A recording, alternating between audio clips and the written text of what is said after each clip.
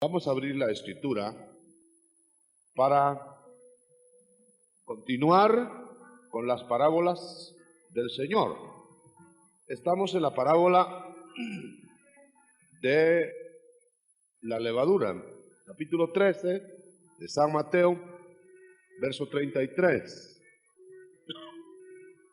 Estamos dando una semblanza lo más completo posible en relación al reino, en lo que es el reino de los cielos, lo que es el reino de Dios, lo que es la iglesia. Y esto va a traer mucha luz a las siguientes verdades que hemos estado anunciando. Parábola de la levadura. Otra parábola les dijo: el reino de los cielos es semejante a la levadura que una mujer tomó y escondió en 3 medidas de harina, hasta que todo se fermentó. Todo esto lo decía Jesús a las multitudes en parábolas, y nada les hablaba sin parábola, para que se cumpliese lo que había sido dicho por medio del profeta: abriré mis labios en parábolas, narraré cosas escondidas desde la fundación del mundo. Amén. Pueden sentarse. Dijimos, hermanos, que los que me han seguido en la secuencia de estas parábolas, que el Señor estaba mostrando en las parábolas anteriores muchos aspectos del expandimiento del reino de Dios, del reino, del dominio de Dios sobre los corazones de los hombres. Y hablamos en la parábola anterior de la mostaza, del crecimiento fuera de lo natural de un reino deformado. Es decir, por el crecimiento, dijimos ya, excesivo, demasiado sin relación a la semilla, el reino dio lugar a convivencia de aves extrañas. Entonces dijimos que eso era la penetración de espíritus, de error, de pecaminosidad, etcétera, dentro de un reino que creció no en lo natural, sino que se exageró el crecimiento por medios anómalos. No vamos a repetir esa parábola. Pero hoy el aspecto también es de crecimiento. También es de ensanchamiento, pero visto desde el punto de alimentación, nutrición, porque es masa de harina que va a ser pan, se va a hacer alimento. Ahora ese alimento tiene que crecer para poder alcanzar a dar nutrición a todo lo que se propone. Ese es el punto de vista. Llama la atención muy claramente que se sucede una operación secreta en medio del crecimiento.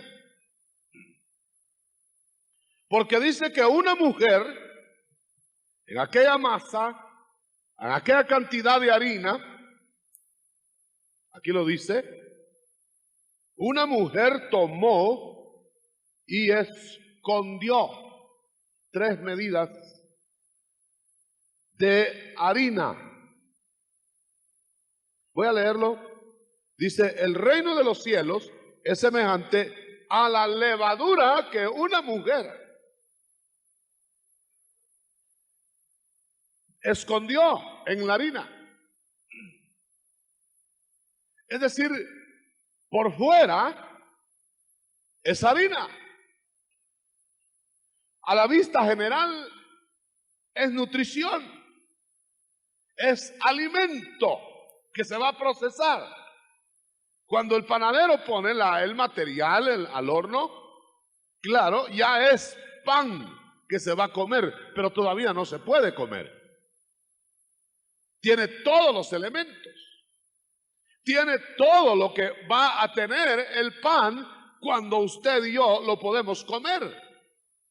Pero necesita un proceso. Necesita el calentamiento necesario.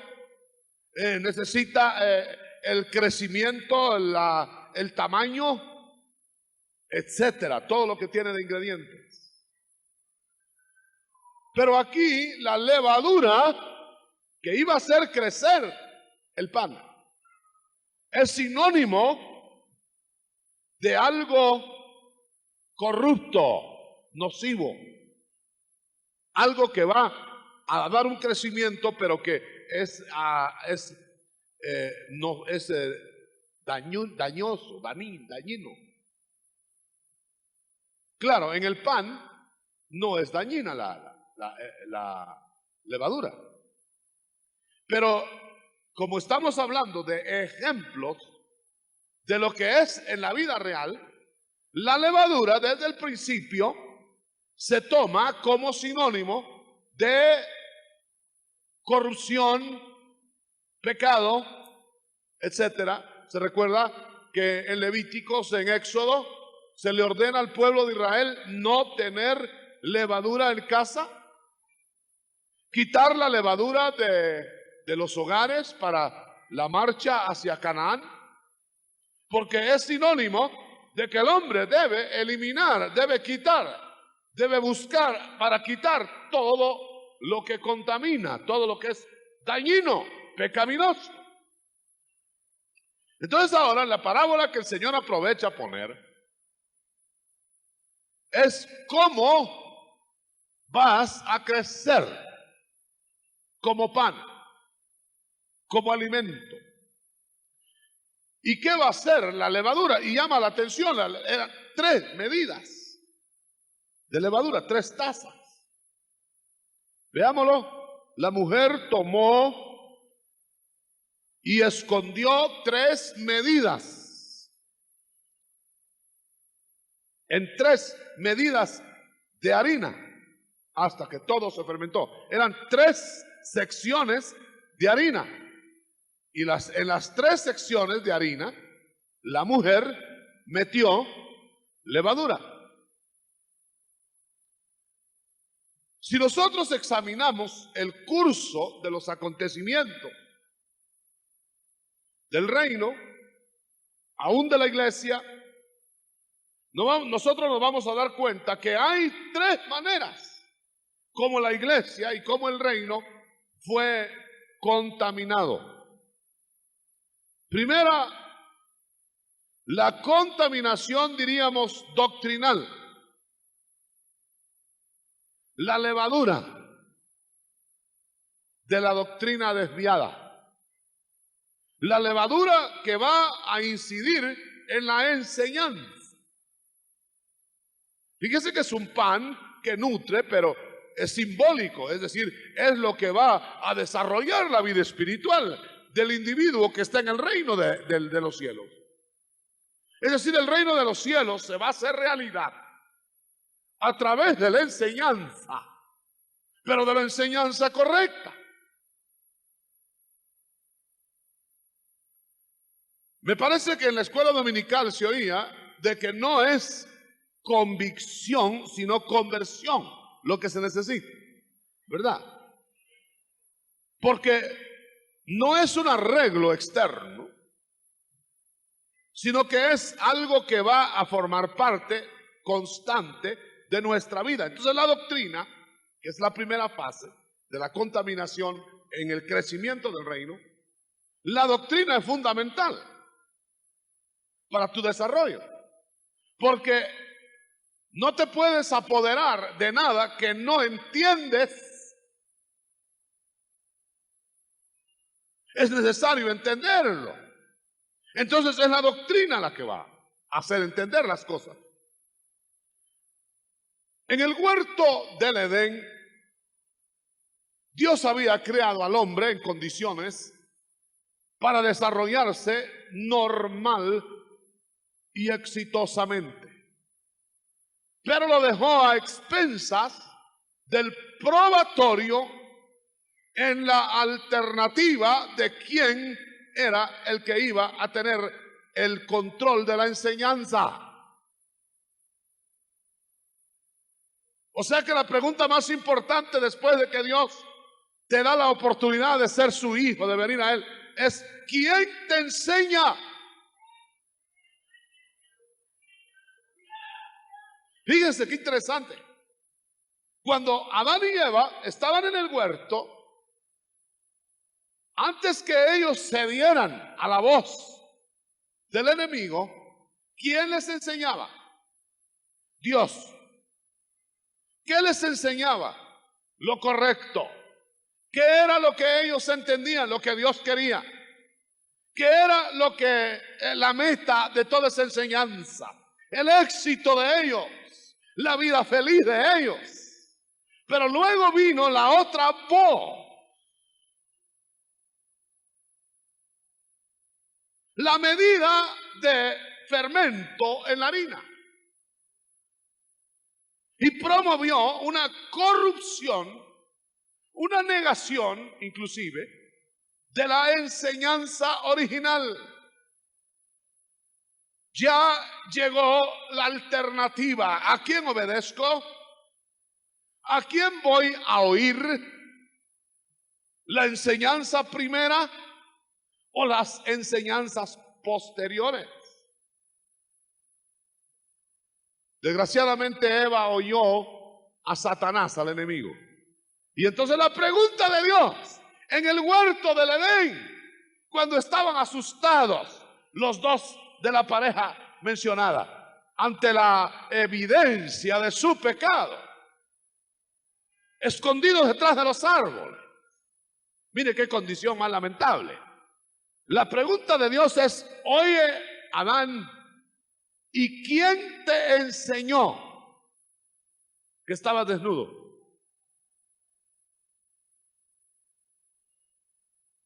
¿No te había yo enseñado antes cómo era que debías de estar? ¿Por qué de repente te das cuenta que estás inadecuadamente ante la presencia de los demás? ¿Por qué de repente te has dado cuenta que estás en vergüenza? ¿Quién te enseñó tu condición? ¿Quién te pone en duda lo que yo he hecho? Algo pasó, Adán. Te enseñaron diferente. Te llevaron a distintos caminos. Qué grave es, hermano, la corrupción de la doctrina. La levadura de los fariseos, que era de dos clases, vamos a ver después la otra. La clase esta primera era la corrupción de la doctrina. Ahora, interesante algo, no es la oposición a la doctrina. Eso ya es más grave, más evidente. Inclusive la persona que está medianamente preparada puede darse cuenta y puede rechazarlo, ¿me entiende? La oposición a la doctrina verdadera. Es más problemático, es más difícil la corrupción de la doctrina verdadera. ¿Por qué? Porque la doctrina verdadera corrupta se parece a la doctrina verdadera. Se hace pasar por verdadera. No se niega que es de Dios. No se opone al cielo, pero la desvía de meta. Es más difícil tratar con una persona que lleva la corriente y en todo está de acuerdo, pero en realidad no, que con una persona que se opone, sinceramente. Hermano, es muy importante que nosotros veamos en la parábola primera, que ya la estudiamos, que en todos los casos, cuando se sembró la semilla, el Señor dice, en los casos en que la semilla no dio fruto, dice, oyendo y no entendiéndola, la enseñanza. En cambio, en el terreno en donde hubo fruto, dice, oyendo y entendiendo. Quiere decir que el entender es parte fundamental de nuestro desarrollo. Aleluya. Por eso a mí me deja frío, me deja perplejo, me deja turbado, si usted quiere, ver cristianos que quieren desarrollar en la vida cristiana y no tienen hambre de doctrina. Yo no lo entiendo, hermano. Perdone, pero yo no lo entiendo. Y yo le he preguntado, Señor, ¿por qué la gente no tiene hambre de doctrina? ¿Por qué la gente no viene a estudiar tu palabra? Gracias a Dios aquí vemos mucha hambre, hermano. Yo doy gracias a Dios por eso. Pero en general, en el ámbito general del cristianismo no hay hambre de doctrina. Se hace una actividad social, se llenan los ámbitos, los locales. Se da una clase, una enseñanza de doctrina de la palabra de Dios, no llega a la gente. Si se reparte pan material, si se repartiera pan material en los locales de las iglesias, no alcanzarían las bancas. Si se repartiera gratuitamente pancito de la tierra, ese pan que alimenta el estómago, si se anunciara con una manta allá afuera, el domingo en la mañana se va a regalar pan de las panaderías buenas, pan de la tierra, se llenarían los locales con la gente llevando el pan material. ¿Verdad que sí? Pero vaya a ver usted los distintos locales en donde se reparte el pan espiritual. A ver si llega. A mí no se me borra en mi niñez espiritual, cuando empezaba en el evangelio, no se me borra que a la iglesia que yo asistía, nadie llegaba los lunes de oración. Y una vez me recuerdo, me tocó a mí dirigir un servicio de esos. Llegó solo el pastor, el que tocaba el piano y su servidor, que iba a predicar. Y cuando le dije yo al pastor, entremos, aunque sea ustedes dos les predico, me dijo el pastor, no, démonos feriado, no vino nadie. Así que ni el pastor quería oír nada tampoco. Y sospecho que el del piano tampoco, solo por la obligación llegó. Pero ese mismo local, un día lunes, se anunció que iba a haber un pastel y una taza de café a todos los que llegaran. En aquel tiempo que no había inflación, la taza de café no costaría más de 5 centavos. Hermano, se llenó el local en la noche esa hasta la calle. Y dije yo, por 5 centavos de café está más interesada la gente. Me dio náusea.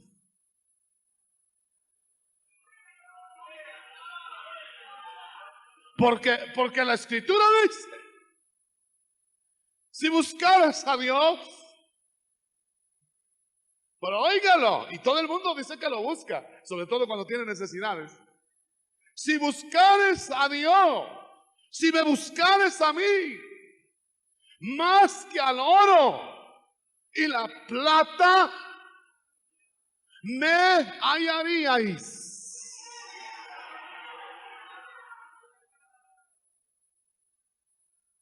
Pregúntele usted si la gente lo hace.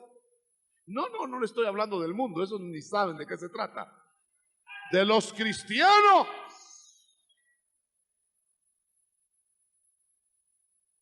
¿Por qué no va a la iglesia? Si no trabajo no como. ¿Por qué no va? Ya no lo hemos visto en el templo. Tengo mucho trabajo.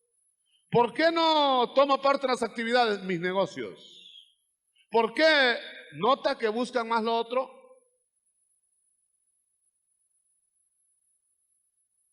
Yo no le estoy diciendo que es malo trabajar. Yo tuve 7 años, por cierto, 7 años exactos, que trabajaba en mi profesión, trabajaba en las noches en la iglesia. Yo no sé cómo podía aguantar. Y todavía decía yo que era poco, hermano. Todavía en la noche llegaba y a la hora de comer con la Biblia abierta y en la noche con la Biblia abierta, era un hambre. Y yo le preguntaba al Señor, Señor, ¿seré que yo estoy raro? Porque no veo que ninguno tenga este apetito. ¿Estaré yo diabético espiritual?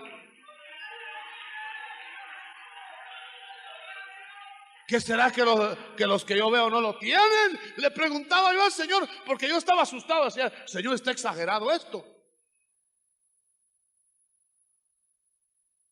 ¿Será, hermano, que lo normal es que no se tenga hambre? Pero mire cómo la mujer en la Biblia es una entidad, aquí en este contexto, es una entidad religiosa que está provocando corrupción en la harina que alimenta por medio de la doctrina. Allá va el niño espiritual, aquella doctrina. Le viene una novedad por acá, se va por ahí. Viene otra novedad, se va por ahí. Llevados de todo viento de doctrina. Hoy se predica que hay rapto de la iglesia, mañana que ya no hay rapto de la iglesia. Hoy, qué cosa tremenda. Aparte es el desarrollo doctrinal, que lo que hoy no sabemos, mañana lo vamos a saber, y que lo que mañana vamos a saber, pasado mañana lo vamos a saber mejor. Gloria a Dios. Es progresivo eso. O sea que cuando uno empieza en el Señor, en el asunto de enseñanza, de doctrina, usted es como que estuviera amaneciendo y no lee claro porque no hay suficiente luz. Pero a mediodía, ¿cómo está? Ya está, usted ve todo. No vamos a ver lo mismo a una hora que a otra hora. Pero es necesario que nos enteremos, hermano, que la parte de la doctrina, la corrupción de la doctrina, es una de las 3 medidas de desviación que según la parábola de la levadura se gestará dentro del reino. Y ahora el reino está siendo carcomido, tragado por doctrinas falsas, disfrazadas como doctrinas verdaderas, doctrinas erradas, doctrinas heréticas, doctrinas de demonios inclusive, doctrinas de hombres, reglamentos humanos que se ponen como ordenanzas de Dios y están rigiendo la vida de las gentes y están haciendo la personalidad de los individuos y están conformando la estructura de las iglesias y están conformando la vida de los hogares equivocadamente. Hermano, esto es grave. ¿Por qué? Porque no estamos tratando a nivel temporal.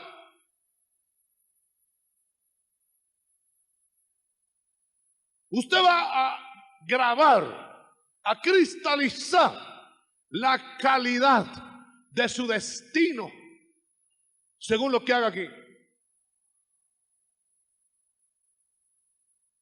Cristiano mediocre, súbdito del reino, medio entendido, no disfrutará eternamente de toda la plenitud que tendría que disfrutar. La relación es bien clara, se galardonará de acuerdo al trabajo en la tierra.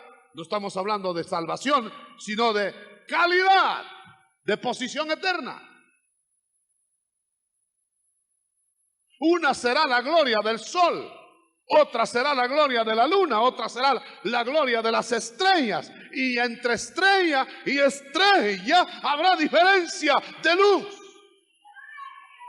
Fuiste fiel sobre 5 ciudades arriba. Fuiste fiel sobre dos, dos arriba, mire la relación.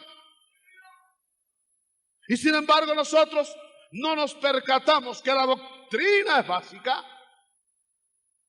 ¿A dónde vamos a oír la enseñanza? ¿Quién nos enseña? ¿Qué maestro? ¿Qué pata puso ese huevo?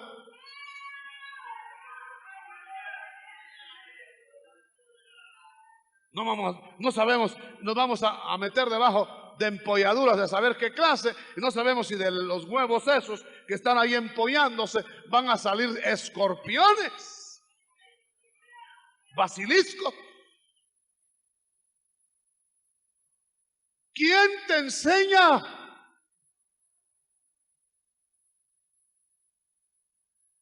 ¿De dónde lo saca?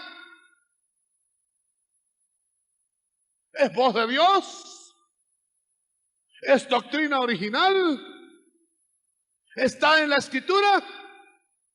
¿La apoyaron los apóstoles? ¿Coincide con la Biblia?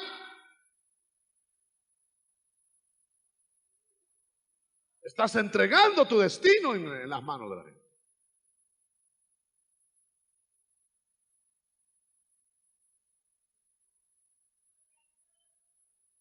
Peligro número 1, entonces, corrupción de la doctrina. Quizá diga alguien, bueno, al fin y al cabo la doctrina a mí no me salva. La doctrina a mí no me hace merecer el cielo o no merecer el cielo. ¿Crees tú que realmente la doctrina tiene importancia?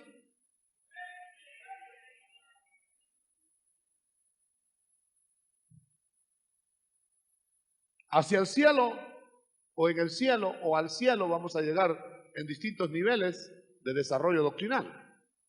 Eso quiere decir que no estamos aseverando que por el nivel doctrinal te vas a salvar o te vas a perder, porque van a haber en el cielo distintos niveles. Pero te quiero decir que si tú quieres los mejores niveles, debes desear ser excelente para el día de Jesucristo. Muy bien, eso es en cuanto a doctrina. Tiempo se nos va, pero vamos a tocar brevemente dos aspectos. La otra medida corrompida dentro de la harina es la medida de la hipocresía religiosa. Esa era la verdadera levadura de los fariseos, que decía el Señor: guardaos de la levadura de los fariseos. ¿Qué es la hipocresía religiosa? Significa que usted quiere guardar una imagen delante de los hombres y usted tiene otra imagen para consumo personal, consumo diario.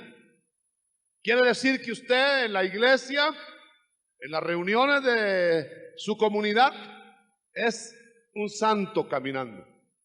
Hasta la ropa, según el concepto que tenga usted de santidad, porque hay gente que cree que la santidad solo es la ropa, pero hasta en eso se exhiben los religiosos. La ropa, especialmente lo que más se mira. Entonces ahí va un santo, decían cuando iba un fariseo. Ahí va un santo, se para en cada esquina, hace largas oraciones y guiñaba el ojo a los que pasaban por ahí enfrente.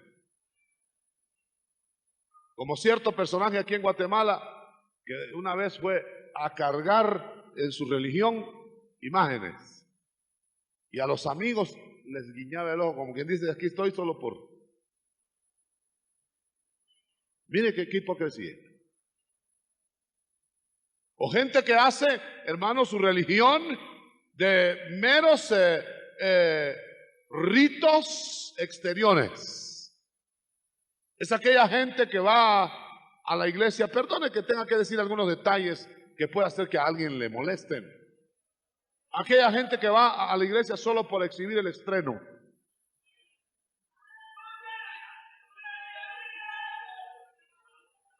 Sí. Como en ciertas fechas del año, que todos se hacen un traje. Gente que va a hacer amistad a la iglesia, a hacer relación a la iglesia, nada más, nada más. Está bien que haga relación, Pero eso no es el objetivo de la iglesia. Pero hermano, la hipocresía religiosa es tan terrible que permite a la persona que la ejerce creerse el cuento que él mismo se está inventando. Y transmite esa misma religiosidad a sus descendientes. Mamá religiosa, hijita religiosita. Papá religioso, hijo religiosazo. Se transmite, culebra, culebrita.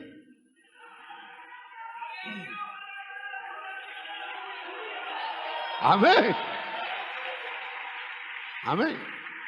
A veces yo me asusto, hermano, porque he encontrado que de padres piadosos, verdaderamente piadosos, hay hijos sin vergüenza.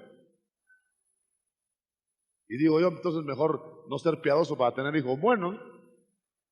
Pero de repente encuentro de padres sinvergüenzas hijos piadosos.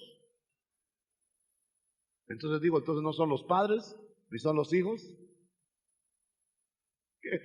Si usted lee el libro de Reyes, de la Biblia, usted va a encontrar, ahí fue donde me encontré yo eso. Quería ver yo los ancestros y la educación de cada gente, cómo se desarrollaba. Y encontraba yo de un Josías, hombre piadoso, un hombre a los 8 años ya era piadoso. Y era hijo de un rey, del rey más malo que había tenido Israel en la tierra. Yo nunca he encontrado discursos de Cristo tan fuertes como los que lanzó contra los fariseos. Los trató de todo, hermano, hasta de hijos del diablo, de culebras, víboras. ¿Qué tal un mensaje de esos esta mañana, hermano?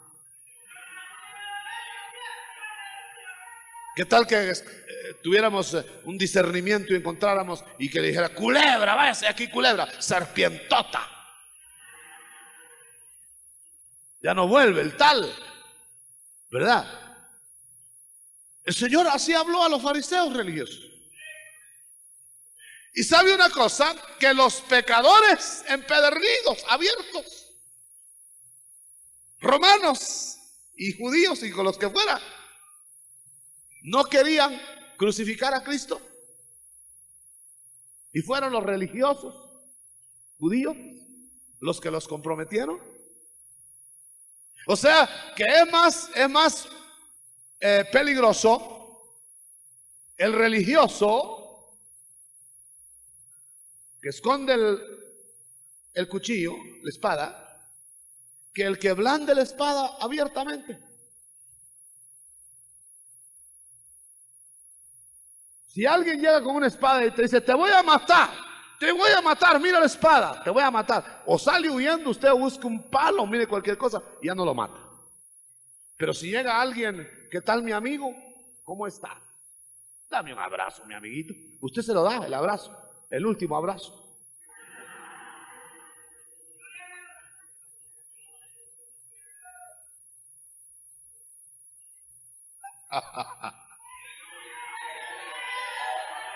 Por eso la corrupción religiosa es la peor de las corrupciones.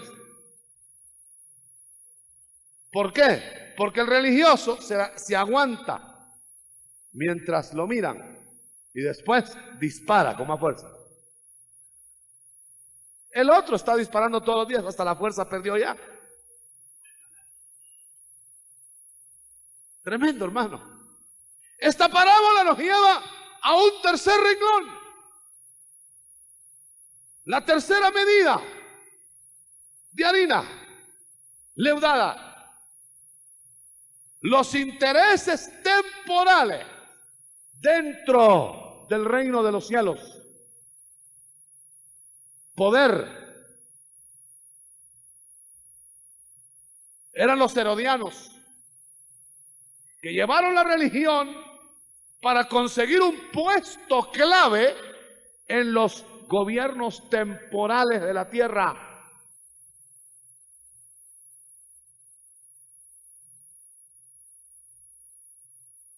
Y debemos aclararlo, El cristiano, por ejemplo, como ciudadano de su país que sea, puede y debe ejercer sus funciones cívicas, políticas, si usted le quiere llamar así, aunque aquí no me gusta mucho eso. Pero eso nada tiene que ver con ambiciones personales de poder temporal.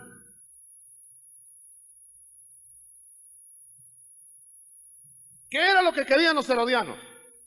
Que Herodes tuviera a su servicio, y era sometido a Roma, Herodes, tuviera a su servicio religiosos.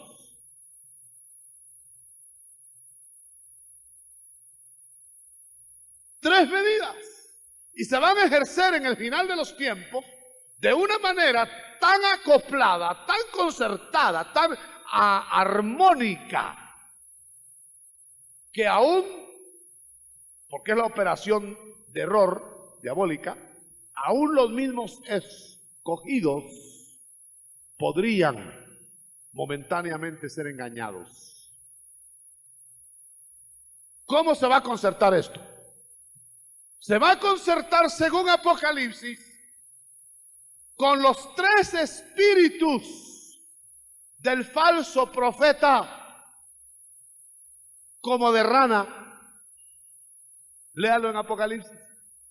¿Y qué harán esos tres espíritus? Concertarán a todos los reyes de la tierra para oponerse a Dios. ¿Cómo será entonces? Será un movimiento de tres cabezas. Movimiento que aunará el gobierno mundial. Sí, será un movimiento que hará proclive todo a un gobierno mundial que controlará la economía y la política del mundo. Número uno, herodianos a la perfección. Número dos, un movimiento religioso falso que unirá todas las religiones como que son entre todas el camino a Dios, y se opondrán al ungido de Jehová, a Cristo. Y número tres, como lo estamos diciendo ya, un movimiento que sustituirá la doctrina verdadera por la doctrina falsa. Y la arreglará también, que muchos se la van a tragar. Por ejemplo, la arreglarán en esta forma. Ya Cristo no va a venir del cielo. El Mesías ya no viene del cielo. Ni siquiera piensen ya en el rapto. Va a brotar de en medio de los hombres. ¿No brotó así la primera vez? ¿No vino así la primera vez que nació de entre los hombres? ¿Qué es eso que va a venir de arriba? Fíjese. Y lo dice Pedro. Negarán su advenimiento. ¿Qué será lo que están preparando? Yo me he preguntado, ¿qué están preparando en este leudo de las tres medidas? ¿Sabe qué están preparando, mi querido hermano? ¿Quiere que se lo diga abiertamente? Están preparando el terreno para reinar con un personaje que brotará exactamente, así como ellos dicen, de la tierra, y que le llamarán Mesías. Pero como el mío, y espero que el suyo, no brota de la tierra, ¿de dónde lo está esperando usted? ¿Ah? Del cielo. Y dice que será abierto, se romperá el cielo, ¿verdad? Aleluya. A ese es el que voy a recibir. Aleluya.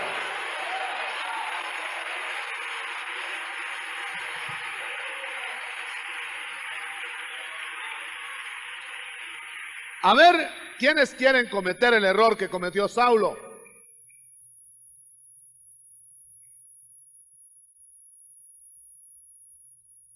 Saulo cometió el error de oír la doctrina errada sobre el Mesías.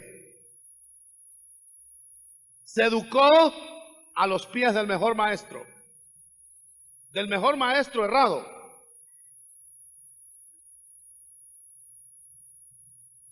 Y cuando vino el Mesías verdadero, mire cómo es de alrevesado. Le dijeron, el Mesías verdadero vendrá de arriba, en caballo blanco, le dijeron. Y cuando entró el nazareno en burra, lo ignoró. O sea que lo prepararon para perderse la venida de Cristo. Y cuando ya le dijeron que era de la tierra que tenía que brotar, entonces brotó del cielo y lo botó en el camino de Damasco. Ahora yo le quiero decir una cosa, hermano. En la mujer que está poniendo 3 rutas falsas en el reino, que acabamos de leer. En la mujer que todo lo leudó, escondiendo en las 3 medidas.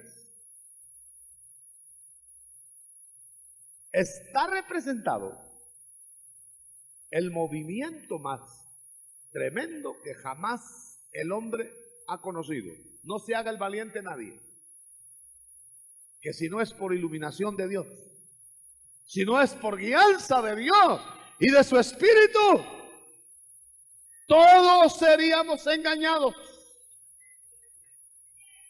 Dice la Escritura que cuando vengan a despertar muchos religiosos o muchos que fallaron, diríamos, a la hora de la hora, pero despertaron, porque muchos sabios van a caer para ser despertados y depurados, dice la Biblia en Daniel.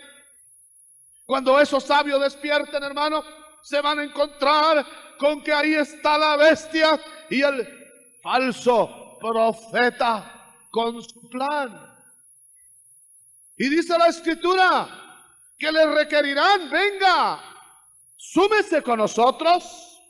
Y dice que ellos dirán, no, nosotros fallamos, nosotros no entendimos, pero ahora lo hemos entendido, ahora esperamos a nuestro Señor de arriba.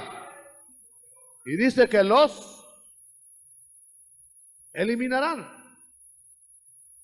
Y me llama la atención lo siguiente, que dice a renglón seguido, y no se dejarán marcar, oiga, todos aquellos cuyos nombres están en el libro de la vida. Aleluya. Así que a mí no me va a extrañar que mucha gente corra a que la marquen, pero precipitadamente a que la marquen van a tener ventajas, canonjías, grandeza humana, honores, qué sé yo, lo que no tuvieron antes lo van a tener entonces.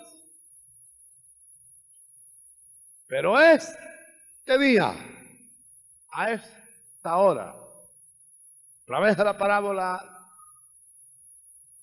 de la levadura, lo está usted escuchando. Ya no va a tener excusa. Usted lo oyó. Usted sabe, hermano, que la operación de error que se está montando ahora en el mundo va dirigida a los que no tienen amor a la verdad. Yo le voy a preguntar, ¿cuántos tienen amor a la verdad? Levante su mano. ¿Ya la levantó bien alta? Bueno, ahora bájela. ¿Cuál verdad? Ah, bueno. Es una persona, ¿no? Pero ¿sabe? ¿Y cómo usted se va a enterar de todo lo que Cristo quiere que haga? ¿Abre la Biblia? No le voy a decir que levante la mano todos los que abren la Biblia, porque no es solo abrirla. ¿La estudian? Bueno, dejemos la cosa ahí, las preguntas comprometedoras. Oiga bien, 2 días. ¿O lo va a saber usted todo lo que Cristo quiere por la Biblia o por Espíritu de Él, Espíritu Santo? ¿Y cómo vamos a saber que estamos en Él? Por la unción, dice. ¿Cuántos dan gloria a Dios? En ese día sabréis que yo estoy en vosotros y vosotros en mí, dijo el Señor. Quiere decir que el Espíritu Santo se va a sentir. ¿Cómo sabe usted que tiene unción? La primera vez que yo sentí unción, no se me olvida. Porque cuando fui bautizado con el Espíritu Santo, el diablo, yo sentí muchas cosas ahí, hermano, pero me estaba loco de una vez, ya no atiné a qué había ahí, qué me estaba pasando. Estaba ahí en casa. Pero el diablo luego puso la duda que eso era que me había enloquecido, que me había emocionado, un montón de cosas. Pero la primera vez que yo sentí la unción que certifica fue predicando. La primera vez que prediqué después de bautizado. Que llevé mi papelito de siempre con el bosquejo, lo puse así en medio de la Biblia mientras saludaba a los hermanos. Hermanos, Dios les bendiga, gloria a Dios, y abrí la Biblia y se me perdió el papelito.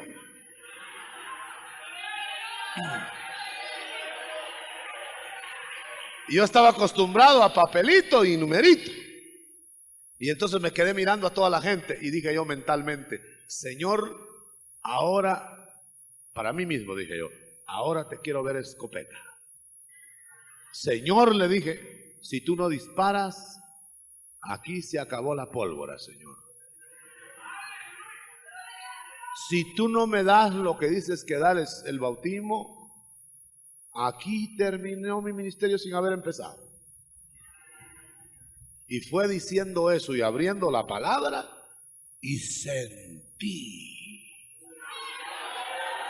Bueno, sentí.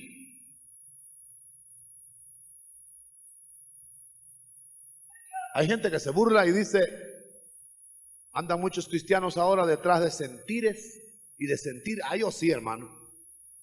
Detrás de sentir la unción. Porque la unción hace la diferencia en todo. Usted puede decir la misma palabra bajo la unción y fuera de la unción. Y cambia la palabra.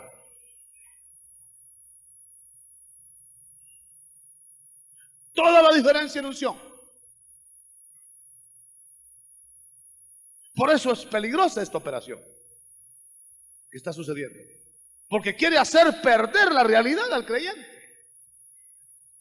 Como que todo fuera saber, intelecto. Como que todo fuera hacer mecánicamente. O también el peligro de creer que todo es sentir nada más. Pero ¿por qué dice la Biblia? Y déjeme decirlo. Hablando de Pentecostés, según el contexto.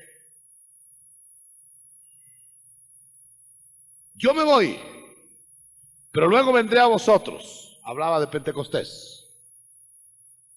Y en aquel día, no antes. Y él estaba ya en ellos antes. Pero dice, en aquel día conoceréis, sabréis que yo estoy en vosotros. Y vosotros en mí, y yo en mi Padre. Pentecostés. Lo que va a determinar el asunto, hermano. La gran batalla de espíritus. Es la unción. El espíritu que está morando en ti te enseñará, te guiará. Te hará sentir, te hará detectar, te hará diferenciar. El que es hijo es guiado, de tal manera que no habrá posibilidad de avanzar en la gran operación trágica de error que viene. No habrá posibilidad de superarlo, a menos que la unción te guíe. No es asunto de habilidad. Fíjese, hermano, conversaba con unos hermanos ayer y le decía estas palabras. Si se tratara de habilidad o de inteligencia, los filisteos eran muy inteligentes, eran muy hábiles para la vida real. Le ganaban las batallas a Israel, a los supuestos ungidos de Dios. Fíjese, le ganaban las batallas y en cierta ocasión le ganaron de tal manera la batalla a Israel que hasta le quitaron el arca del pacto de Dios. Cualquiera diría, bueno, la inteligencia humana superó al poder del Espíritu. Fíjense, pero por eso fue que el arca del pacto no la recuperaron con otra batalla. Se recuperó sola.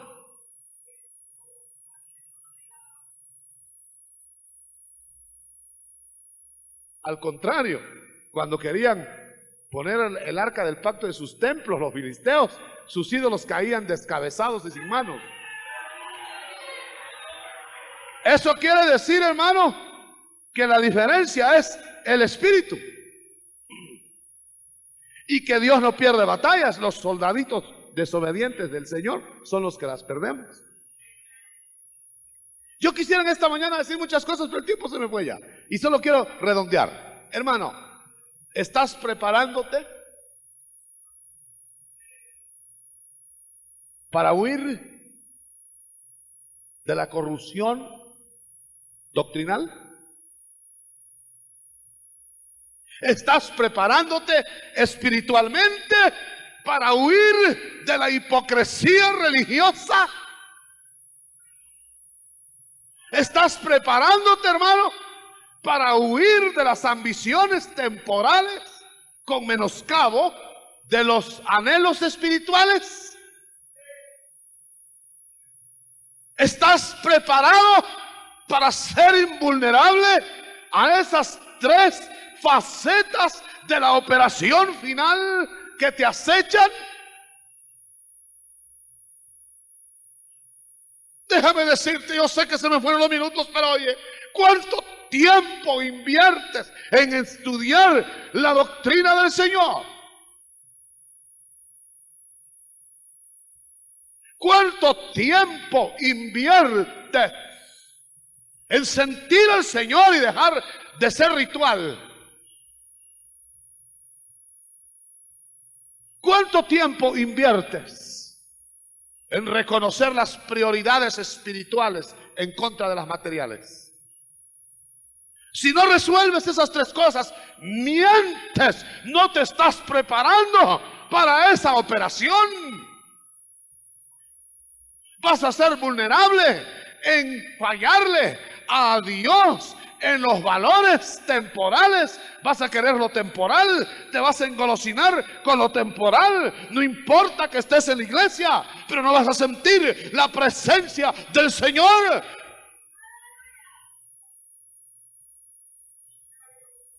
Te vas a volver religioso, hipócrita, guardando las apariencias, y vas a terminar predicando otra doctrina para sostener tus intereses creados.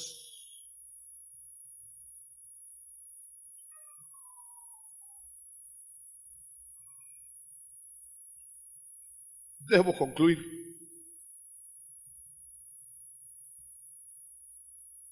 ¿En qué área de las tres estarás tú? ¿En qué área estaré yo? ¿Y estaré peleando contra lo que está en el área o en favor? ¿Estaré presa de la levadura o seré harina? ¿Me estará contaminando esa levadura? ¿No será que sutilmente está entrando? ¿No será que no has sentido, pero te está inundando?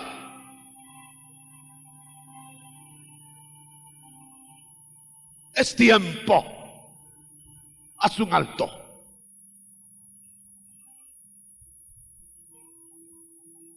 Cualquiera de los tres terrenos es peligroso. Haz un alto. Y ama la verdad.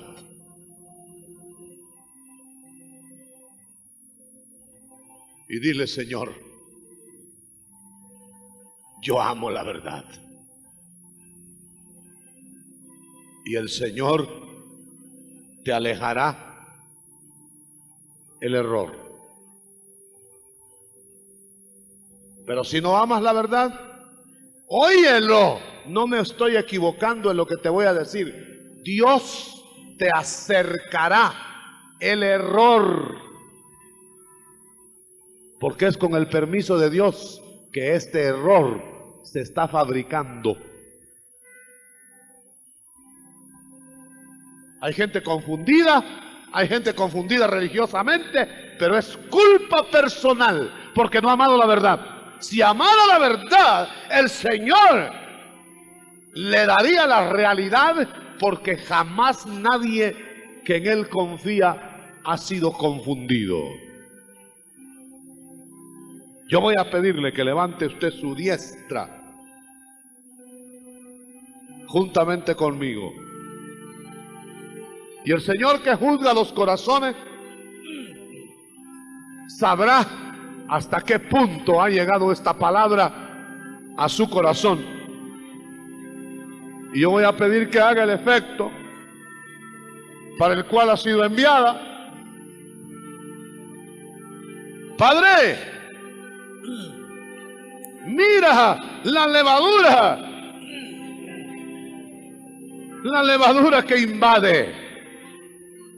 Levadura de doctrina falsa. Mira, Señor, la levadura de la hipocresía con exterioridades nada más. Mira, Señor, la levadura que más invade, la que más invade con los afanes de este siglo. La levadura de los afanes de este siglo en menoscabo o con menoscabo de los afanes del siglo venidero. Este es el renglón más peligroso, porque como no es pecado trabajar, trabajamos más allá de lo que es lícito. Pecado es corromper la doctrina, pecado es la hipocresía, pero como trabajar no es pecado, amamos más el trabajo que la eternidad con Dios. Yo voy a ministrar específicamente sobre este último renglón. Me está mostrando el Señor que es el renglón que Satanás está usando más. ¿Y sabe por qué? Me viene a la mente cuando Moisés liberó al pueblo de Israel.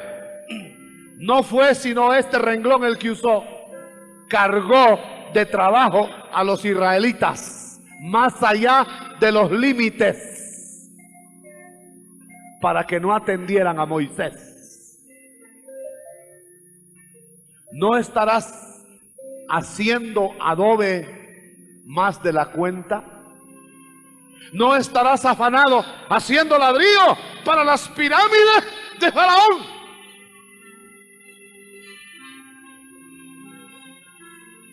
¿No estarás perdiendo la voz de Moisés?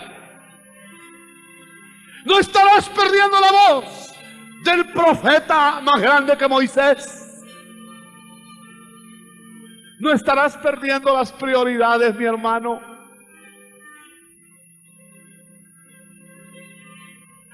Oh Señor, bendice a quien vas a bendecir. Sacude a quien vas a sacudir en el nombre de Jesucristo. Sana el cuerpo, liberta del alma. Oh, quita opresiones, Señor, rompe yugos, fúndelos con tu santa unción. En el nombre de Jesús, en el nombre de Jesús, en el nombre de Jesús, en el nombre de Cristo, en el nombre de Jesús, en el nombre de Jesús. No olvides. Cuidado cómo sacrificas lo eterno por lo temporal. Dios te va a hacer que lo recuerdes por toda la eternidad.